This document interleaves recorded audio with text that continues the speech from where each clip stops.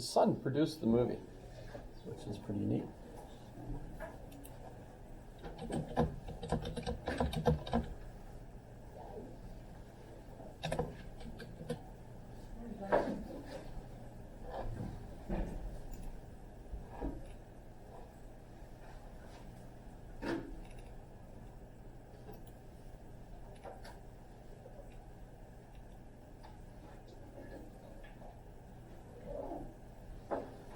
The movie basically just is set up with those three actors talking about the book, what is expressed in the book. They don't mention the book, but if you're interested, there's a couple places I especially like in the movie, and I noticed I first brought it up when we were talking about Descartes, because at that particular scene, she's basically going to compare that clock and that clock room to the philosophy of Descartes.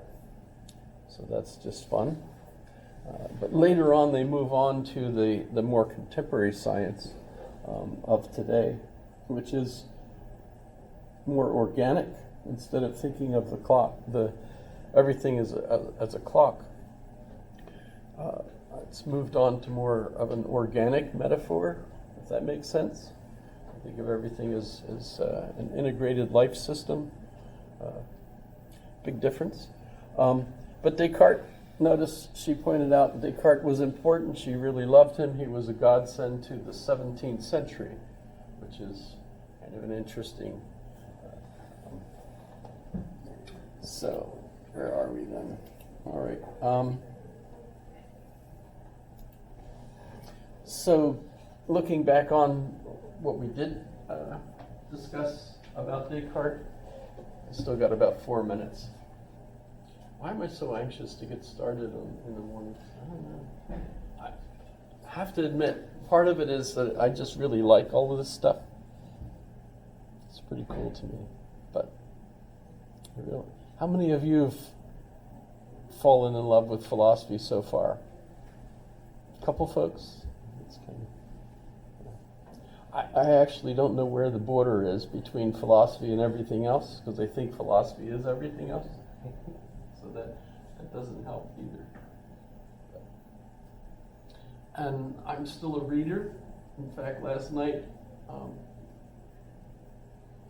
the only reason I went to bed when I did was because my wife stopped reading her book, and so we had to go to bed. Because otherwise I have the light on, and she can't sleep with the light on. But I almost finished one book last night. Very exciting towards the end. However, when we're thinking about Descartes, we think of him as the first modern philosopher. And that's kind of odd because Thomas Hobbes was clearly a modern philosopher, and he was a little bit older, right? So you think, why wasn't Thomas Hobbes always considered that?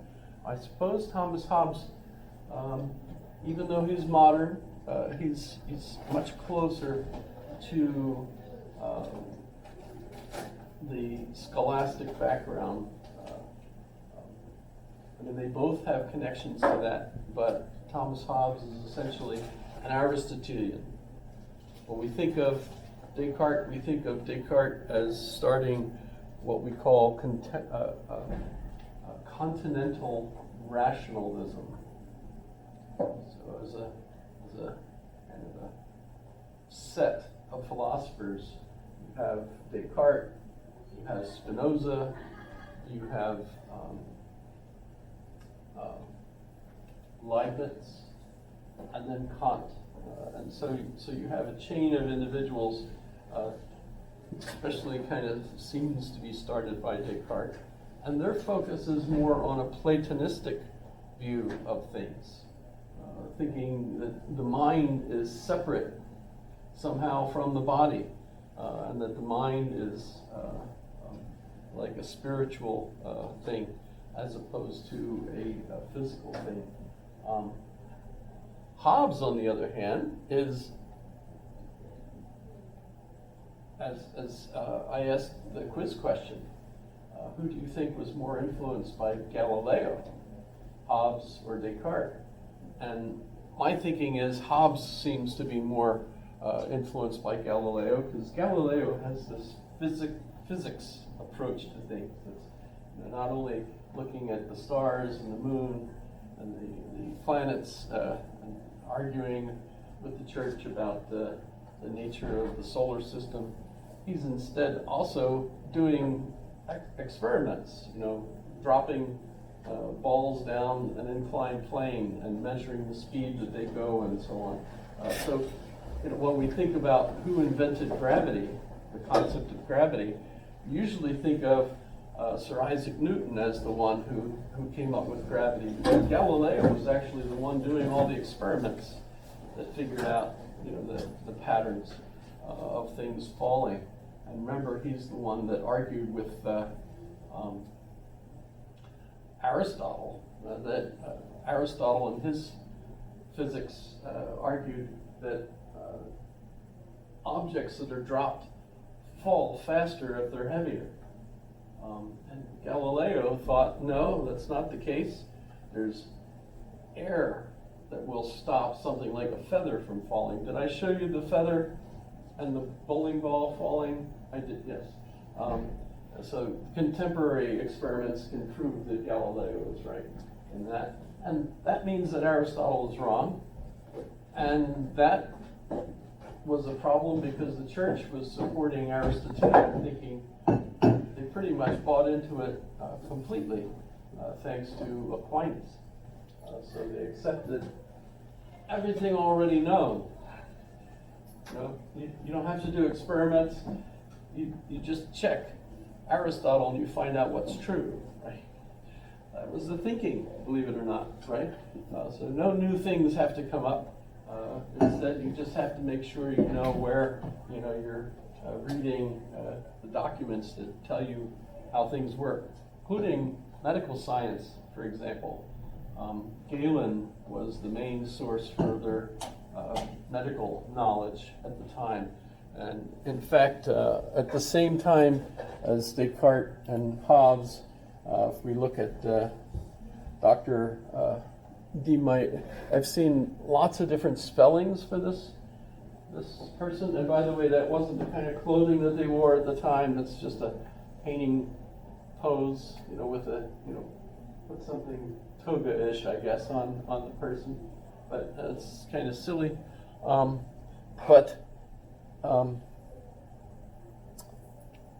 Notice he is from Switzerland, followed the theories of Paracelsus, which could get you into trouble back then, by the way. And remember, alchemy and science weren't clearly separated. So people that did alchemy studies and did science are pretty much the same group of people. So, for example, Sir Isaac Newton was definitely doing alchemy, and alchemy was, I guess I should mention, the main story of alchemy is turning lead into gold, right? Familiar with that idea? Now, were they actually trying to transmutate lead into gold? Well, yes. And the theory was, everything is made up of particles in an arrangement. Well, if that's the case, you can change, if you could figure out a way to change the particles from one arrangement to another, you could change something like lead into gold. Why not? But it's also a metaphor for changing an ordinary person into a golden, stellar, ethical individual. If you're familiar with the Harry Potter story, that's the main plot, really. Harry is lead, and he's being transformed into gold. And it succeeds at the end. In fact, even the seventh book cover has an image of a golden sunrise as he kills Voldemort. Yes? Well, sure, but he's also prophesized from birth and then famous for his, not his entire life, but the entire series. Oh, yes.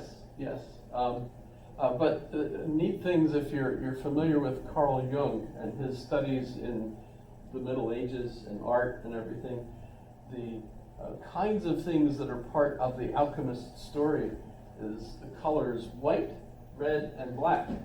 These are the different chemicals that the alchemists were supposed to mix with lead in order to transmute it to gold, right? And if you look at the story, the way she set it up, Albus Dumbledore is white. Albus means white, like albumin. Rubius Hagrid, Rubius means red, like ruby. And Sirius Black is black, although in Latin they don't say black, they don't say Sirius, the dog star, but they also say negro, which is Latin for black. So it's actually just her decision to use black instead of the Latin for it. Probably a good decision, actually. But that's just a metaphor. I mean that's just part of the whole. Sure, you could dispute all kinds. It's terrific. It's fun. But clearly, Sir Isaac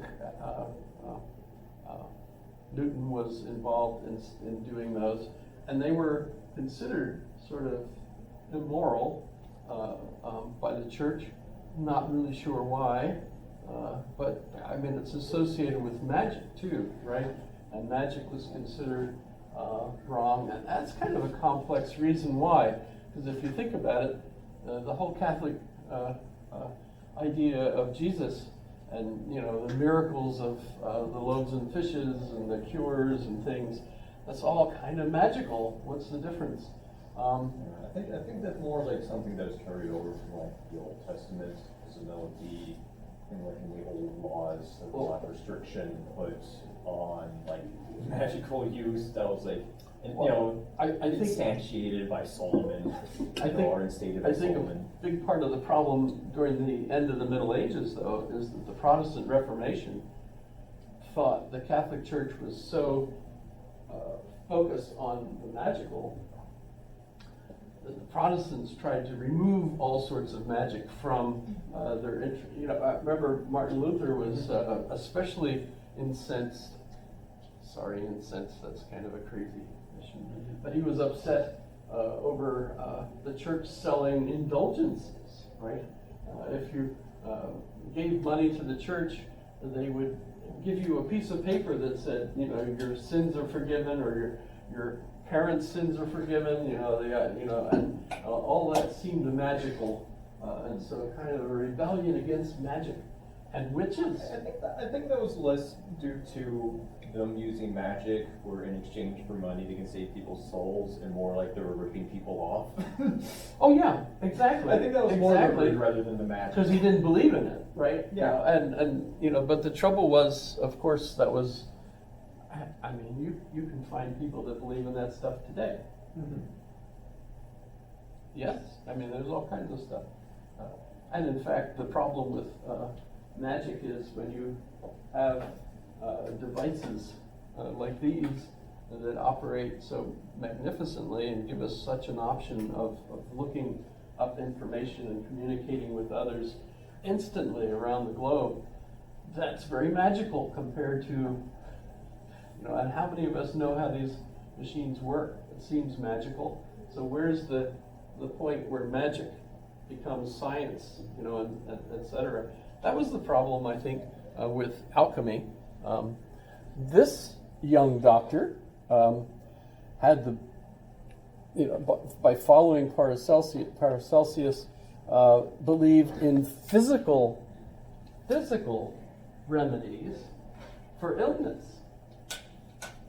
And if you think about it, what on earth are they talking about?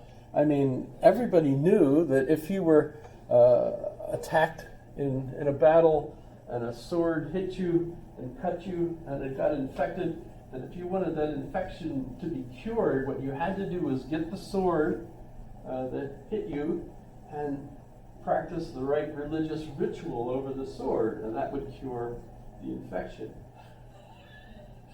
I mean, that was the kind of medicine that they were practicing back then.